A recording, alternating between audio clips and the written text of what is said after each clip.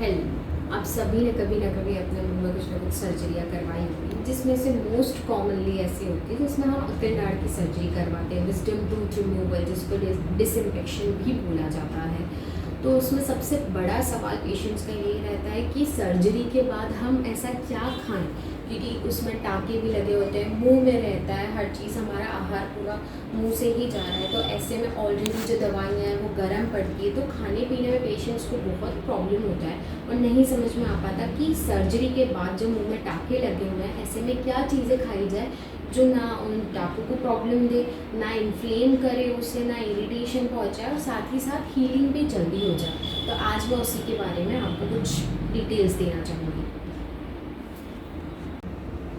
खाने में हमें नरम, ठंडा और पतला खाना खाना है। आपने कई बार ये डेंटिस्ट को बोलते हुए सुना होगा, यू कैन ईट एवरीथिंग, आपको जो चाहिए वो खा सकते हैं आप, जो कि नरम हो, पतला हो और ठंडा किया गया हो। यहाँ तक कि हम जब पानी पी रहे हैं, दूध पी रहे हैं, चाय पी रहे हैं, तो वो भी कभी इतनी गर्म नहीं होनी चाहिए जिससे कि कुछ प्रॉब्लम हो, क्योंकि हॉट चीज़ें, कुछ भी खाना भी खा रहे हैं या कुछ पीने का ले रहे हैं, तो उसमें हमें ये ध्यान रखना है कि वो गर्म ना हो, वरना वो इरिटेट करता है जो भी सर्जरी का एरिया रहता है उसे।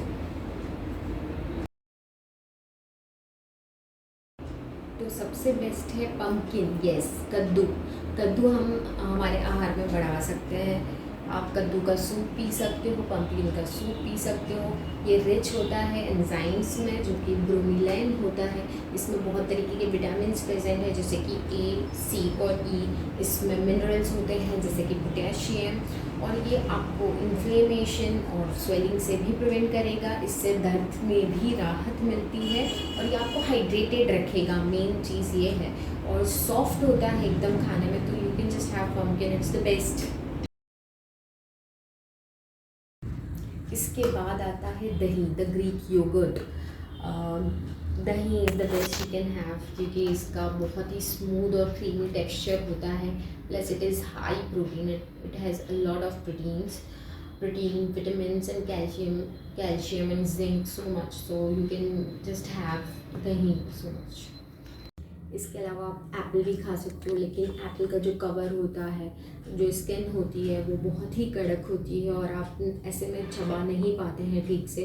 ऑल्दो इसकी cover is rich in vitamins and minerals and fibres, but अगर आप इसको विदाउट कवर भी खाते हैं तो it is rich in, the apple without cover is also rich in vitamin C, so it ultimately boost your immunity, so you can have apples. के बाद है the most commonly present fruit around us, which is the banana.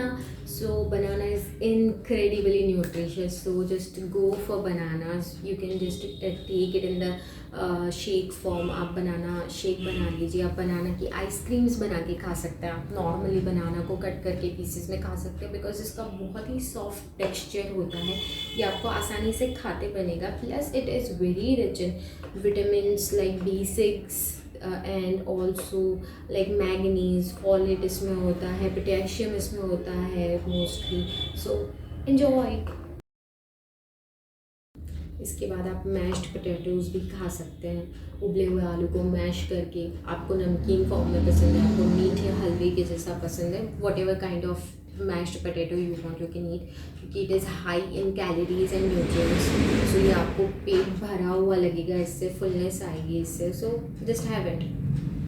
आप चावल या साबूदाने की खीर भी बनाकर P सकते हैं, ब्रेड जैम भी खा सकते हैं, मतलब एवरीथिंग सॉफ्ट यू हैव। चीज़ खा सकते हैं, और राइस खा सकते हैं, आप ओट्स खाइए, तो इससे आपका पेट भी भरा हुआ रहेगा, आपको न्यूट्रिएंट्स भी मिलेंगे इससे, प्लस डिस्कम्फर्ट भी नहीं होगा खाने में।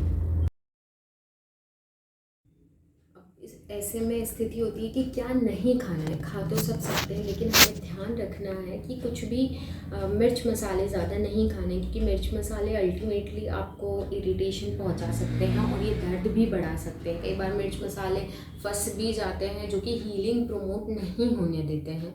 प्लस आपको फिर रेगुलरली फिर उसको वॉश भी करना रहेगा, लेकिन कुछ चीज़ ऐसी रहती है जब आपको वॉश करने के लिए घाव को मना किया होता है, वो आपके डेंटिस्ट सर्जरी के बाद में आपको प्रिकॉशंस बताएंगे ही उस उसमें कुछ भी क्रंची चीज़ नहीं खाना है, जैसे कि चिप्स या कुकीज़ हमें नहीं खाना है ऐसे समय में। ज़्यादा कुछ ग्रेन्स या सीड्स लाइक नहीं खाना है, जैसे मुरमुरे, धानी एंड ऑल दैट नहीं खाना है अपने को। Anyways that's for a joke. और सबसे last but not the least जो हमें अवॉइड करना ही करना है, अगर आप अल्कोहल लेते हैं तो प्लीज़ ड्रिंक करना बंद कर दीजिए इस समय में, क्योंकि वो आपकी हीलिंग होने नहीं देगा। टोबैको खाते हैं तो प्लीज़ उसे बंद कर देना है अपने को, क्योंकि अगर ये दोनों चीज़ें आपने कंटिन्यू करी है तो घाव ऐसे में नहीं भरते हैं और ड्राई सॉकेट होने का प्रॉब्लम रहता है। ड्राई सॉकेट्स क्या होते हैं वो सब भी अगर आपको जानना है तो हमारे फर्दर वीडियोज़ में आप देख सकते हैं।